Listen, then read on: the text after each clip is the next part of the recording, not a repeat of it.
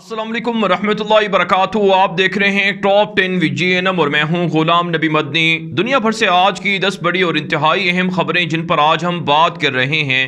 ناظرین کرام، آج 3 اپریل 2021 ہے اور آج دن ہے ہفتے کا۔ یہ ٹاپ 10 VGNM کا شام کا بلیٹن ہے۔ خبروں کا سلسلہ شروع کر لیتے ہیں۔ جو آج کی پہلی بڑی خبر ہے یہ پاکستان سے ہے۔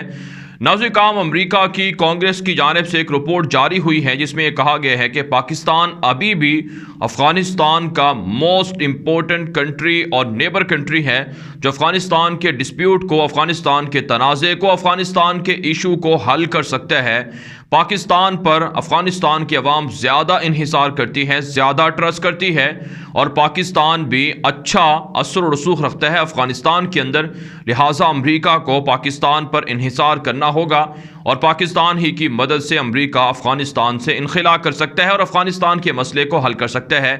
ناظرین کرام، پوری دنیا پاکستان کی صلاحیت کو، پاکستان کی طاقت کو، پاکستان کی اہمیت کو تسلیم کرتی ہے۔ افغانستان کے ایشو میں، افغان جنگ میں پاکستان نے جس طرح کردار ادا کیا ہے، بالخصوص افغانستان کے نہتے شہریوں کی مدد کے لیے شاید ہی دنیا کے کسی اور ملک نے ایسا کردار ادا کیا ہو۔ یہی وجہ ہے اب امریکہ بھی پاکستان کی تعریف کر رہا ہے اور دنیا کے دیگر ملک بھی پاکستان کی اہمیت کو سراہتے ہیں، تسلیم کرتے ہیں۔ وقتاً فوقتاً پاکستان کے army chief general Qamar Javed Bajwa سے اور اسی طرح سے پاکستان کے دیگر اعلیٰ حکام سے غیر ملکی مندوبین ملاقات کرتے ہیں، جس کا مطلب یہ ہے کہ افغانستان پاکستان کے لیے ایک انتہائی اہم ملک ہے اور پاکستان بھی افغانستان میں سنجیدہ کوششیں جاری رکھے ہوئے ہے اور بھارت کو افغانستان سے نکالنے کے لیے گمنام ہیروز مسلسل کارروائیاں کر رہے ہیں۔ را ایجنسی کے مراکز کو، را ایجنسی کے دہشت گردی کے اڈوں کو تباہ اور ختم کیا جا چکا ہے اور افغانستان سے ملحقہ بارڈر پر افواج پاکستان خفیہ ادارے انٹیلیجنس بیس آپریشن کر رہے ہیں، جس میں بھارت کے حمایت یافتہ دہشت گردوں کا خاتمہ بھی ہو رہا ہے۔ اس کے علاوہ ناظرین کرام، پاکستان کو ریڈ لسٹ کے اندر شامل کیا ہے برطانیہ نے، جس پر پاکستان کی جانب سے سخت موقف سامنے آیا ہے۔ یہاں تک کہ برطانوی پارلیمنٹ کے اندر بھی پاکستان کی حمایت میں لوگوں نے کھل کر آواز اٹھائی ہے کہ برطانیہ نے پاکستان کو بلیک لسٹ کر دیا ہے، ریڈ لسٹ کر دیا ہے کہ پاکستان سے کوئی فلائٹ یا پاکستان سے کسی بھی طرح کا مسافر برطانیہ نہیں آ سکتا۔ حالانکہ اور ملکوں کے اندر پاکستان سے زیادہ کرونا وائرس ہے، ان کو ریڈ لسٹ نہیں کیا گیا ہے۔ اس کے علاوہ ناظرین کرام، پاکستان کے ایک 8 سالہ بچے نے غلطی سے بھارت کی سرحد کو پار کر لیا، جس کے بعد بھارتی فوجیوں نے اس بچے کو پاکستان کے حوالے کیے ہے۔ بھارت کا دعویٰ ہے کہ پاکستان کے ساتھ سرحدی معاملات کو مذاکرات کے ذریعے سے حل کیا جا رہا ہے اور کوئی بھی یا کسی بھی طرح کی سیز فائر کی وائلیشن نہیں ہوئی ہے۔ اچھی بات ہے، دونوں طرف سے سیز فائر کی وائلیشن نہیں ہونی چاہیے، لیکن بھارت کی مکاری عیاری پر پاکستان کو گہری نظر رکھنا ہوگی۔ آگے بڑھتے ہیں، جو آج کی دوسری بڑی خبر ہے یہ مقبوضہ کشمیر سے ہے۔ ناظرین کرام، مقبوضہ کشمیر کا علاقہ پلوامہ ہے، جہاں 2 روز سے شدید کرفیو ہے، ایمرجنسی ہے، لڑائی اور جھڑپیں ہیں، سرچ آپریشن ہے۔ آپ جانتے ہیں کل پلوامہ کے اندر بھارتی فوج نے مسلح ہو کر کارروائی کی تھی، فیک انکاؤنٹر کیا تھا، جس کے اندر 4 کشمیری نوجوان شہید ہوئے تھے، درجنوں گرفتار ہوئے تھے۔ اب ایک اور خبر سامنے آ رہی ہے کہ مزید 10 کشمیری نوجوانوں کو آج بھی پلوامہ کے اندر سے گرفتار کر لیا ہے۔ آل حریت پارٹیز کانفرنس کی جانب سے اور اسی طرح سے دیگر سیاسی جماعتوں کی جانب سے اس درندگی پر شدید مذمت کی گئی ہے اور بھارت کے خلاف پاکستان کو مضبوط موقف اپنانے اور عالمی برادری کو بھارت کے ان مظالم کو رکوانے کا مطالبہ کیا ہے۔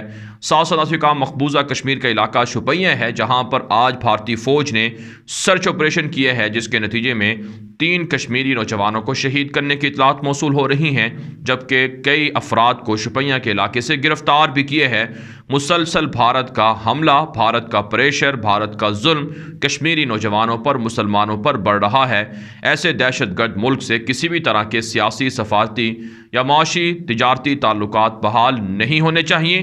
بھارت کو دہشت گرد ملک کی فہرست میں رکھنا چاہیے۔ اس کے علاوہ ناظرین کرام، مقبوضہ کشمیر سے ایک اور خبر موصول ہو رہی ہے کہ کشمیر کے اندر بھارت کی مودی دہشت گرد کی حکومت کی جانب سے اور مودی دہشت گرد کی انتظامیہ کی جانب سے کشمیری داڑھی رکھنے والے اساتذہ کو ہراساں کیا جا رہا ہے اور انہیں دہشت گردی سے تعبیر کیا جا رہا ہے۔ داڑھی اور ٹوپی کو مقبوضہ کشمیر کے اندر بھی مودی دہشت گرد کی حکومت کی جانب سے متنازع بنایا جا رہا ہے اور عصبیت کا اور نفرت کا، انتہا پسندی کا وہاں کے مسلمانوں کو سامنا کرنا پڑ رہا ہے۔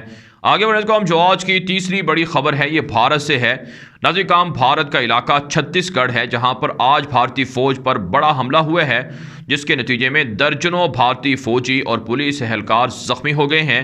بھارتی میڈیا رپورٹ کر رہا ہے کہ درجنوں افراد نکسالی تحریک کے ماؤ نواز علیحدگی پسندوں کے حملوں میں زخمی ہوئے ہیں اور اسی طرح سے 5 کے لگ بھگ بھارتی فوجی ہلاک بھی ہوئے ہیں، جبکہ بھارتی فوج نے نکسالی تحریک کے لوگوں کو بھی قتل کرنے کا دعویٰ کیا ہے۔ لیکن ایسی کام حقیقت یہ ہے کہ بھارت کے مشرقی علاقوں کے اندر علیحدگی پسند اب مسلح کارروائیاں بڑھا چکے ہیں، جن سے بھارتی فوج کو، پولیس کو کافی نقصان ہو رہا ہے۔ گوڑی میڈیا، بھارتی میڈیا حقائق عوام کو نہیں بتاتا ہے اور علیحدگی پسندوں کی تحریک کو چائنا کی جانب سے اور دیگر ملکوں کی جانب سے سپورٹ حاصل ہے، جس کی وجہ سے بھارت کو کافی بربادی اور کافی خسارہ برداشت کرنا پڑ رہا ہے۔ آگے بڑھنے کو ہم جو آج کی چوتھی بڑی خبر ہے یہ ناظرین کرام افغانستان کے معاملات کے حوالے سے ہے۔ الجزیرہ نے رپورٹ جاری کی ہے کہ کابل حکومت نے فضائی بمباری کر کے درجنوں طالبان کے مجاہدین کو اور اہم کمانڈرز کو اور اہم عہدیداروں کو شہید کرنے کا دعویٰ کیا ہے، لیکن افغان طالبان کی جانب سے کابل حکومت کی اس جھوٹی خبر کی نفی کی گئی ہے اور کہا گیا ہے کہ صوبہ فاریاب کے اندر، بغلان کے اندر، ہرات، خوست اور غور کے اندر، ننگرہار کے اندر سب سے زیادہ جو کارروائیاں کابل حکومت نے کی ہیں وہ طالبان کو نہیں بلکہ نہتے شہریوں کو ٹارگٹ کرنے کے لیے کی ہیں۔ اور آج طالبان کی امارت اسلامیہ نے موقف جاری کیا ہے کہ 52 حملے ہوئے ہیں، جس میں 160 کے لگ بھگ نہتے شہری شہید اور زخمی ہوئے ہیں۔ روزانہ کی بنیاد پر سرچ آپریشن میں نہتے شہریوں کو شہید کیا جا رہا ہے۔ ساتھ ساتھ کام افغان طالبان کی تازہ کارروائیاں کندھار کے اندر ہے اور اسی طرح سے صوبہ ہلمند کے اندر سامنے آئی ہیں، جس میں کابل حکومت کے مزید 15 کے لگ بھگ افراد کابل فوجی ہلاک ہوئے ہیں، جبکہ متعدد زخمی اور گرفتار بتائے جاتے ہیں۔ اور افغان طالبان کے دیگر ذرائع ابلاغ پر خبریں نشر ہو رہی ہیں کہ آج مختلف صوبوں سے طالبان کے سامنے کابل حکومت کے 20 کے لگ بھگ اہلکار ہتھیار ڈال کر سرنڈر بھی ہو چکے ہیں۔ اس کے علاوہ ناظرین کرام ایک اور خبر سامنے آ رہی ہے کہ کابل اور ایران کے درمیان، تہران کے درمیان ایگریمنٹ ہوا ہے، معاہدہ ہوا ہے کہ بارڈر پر جدید طرز کی جو پوسٹیں ہیں انہیں انسٹال کیا جائے گا، بنایا جائے گا، تاکہ دونوں ملکوں سے جو سمگلنگ ہوتی ہے، غیر قانونی دھندا ہوتا ہے، اسے روکا جائے۔ لیکن آپ جانتے ہیں ناظرین کرام ایران کے اندر لاکھوں کی تعداد میں مہاجرین موجود ہیں، افغان ریفیوجیز موجود ہیں، جن پر مسلسل حملے ہوتے رہتے ہیں۔ اس حوالے سے عالمی ذرائع ابلاغ پر خبریں نشر ہو چکی ہیں کہ افغانستان کے نہتے شہریوں کو ایران کی جانب سے ملیشیاؤں میں بھرتی کر کے شام اور عراق کے اندر بھی لڑایا جاتا رہا ہے۔ اس عمل کو روکنا ہوگا۔ افغان طالبان بھی اس حوالے سے سنجیدہ کوششیں ایران کے ساتھ کر چکے ہیں، ایران پر پریشر بھی بڑھا چکے ہیں۔ بہرحال ناظرین کرام آگے بڑھتے ہیں جو آج کی پانچویں بڑی خبر ہے یہ ناظرین کرام اسرائیل، مراکش اور فلسطین سے ہے۔ تازہ رپورٹ سامنے آ رہی ہیں کہ اسرائیل اور مراکش کے درمیان جدید ایگریمنٹ ہوئے ہیں، جس میں دونوں ملکوں نے اپنے باہمی تعلقات کو، بائیلیٹرل جو ریلیشنز ہیں ان کو بڑھانے پر اتفاق کیا ہے۔ آپ جانتے ہیں افریقہ کا عرب ملک مراکش ہے، جسے موروکو بھی کہا جاتا ہے۔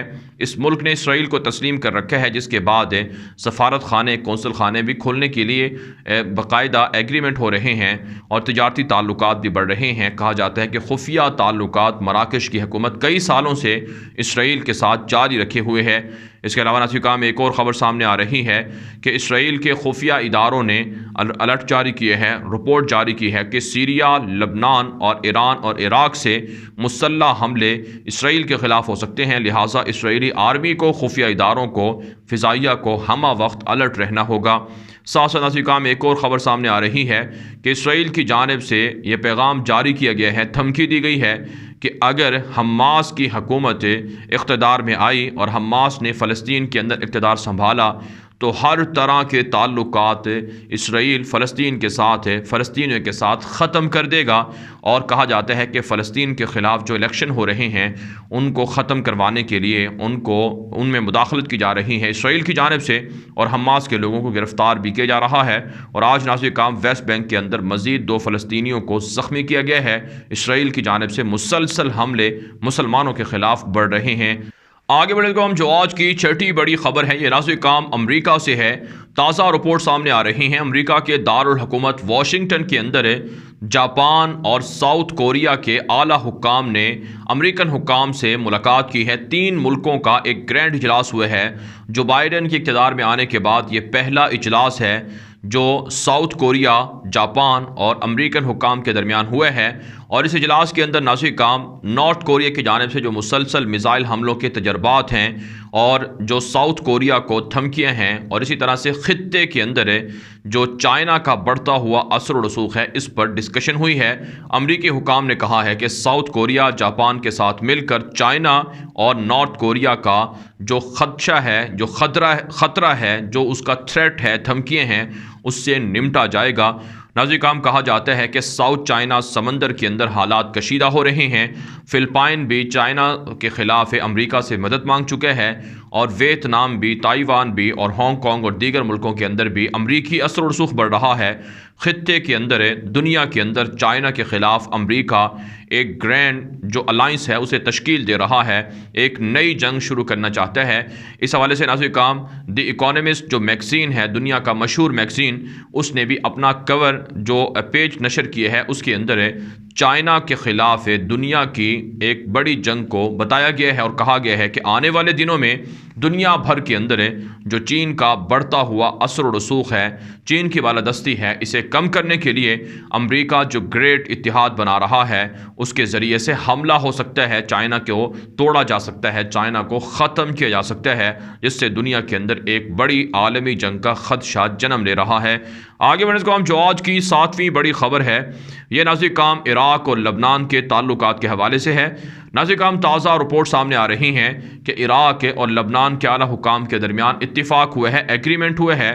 عراق پیٹرول فراہم کرے گا لبنان کو تاکہ وہاں کی جو معاشی ضروریات ہیں، اقتصادی ضروریات ہیں وہ پوری ہو سکیں، اور بدلے میں لبنان کی جانب سے جو صحت کا شعبہ ہے اس میں عراق کا تعاون کیا جائے گا، اور لبنان کی جانب سے بڑے پیمانے پر ڈاکٹرز کو، نرسز کو اور اسی طرح سے دیگر جو پڑھے لکھے لوگ ہیں ان کو عراق کے اندر پہنچایا جائے گا تاکہ عراق کی مدد ہو۔ تو پیٹرول کے عوض یہ سودا ہو رہا ہے، عراق پیٹرول فراہم کرے گا تاکہ معاشی ضروریات پوری ہوں، اور بدلے میں میڈیکل کے شعبے میں لبنان تعاون کرے گا۔ ناظرین کام اطلاعات یہ ہیں کہ لبنان کے اندر حالات کشیدہ ہیں کیونکہ لوگ معاشی ابتری کا شکار ہیں، مفلوک الحال ہیں، روزانہ خودکشیاں سامنے آ رہی ہیں، احتجاج ہو رہا ہے، حکومتی فورسز کے ساتھ مظاہرین کی جھڑپیں بھی دیکھنے میں آ رہی ہیں۔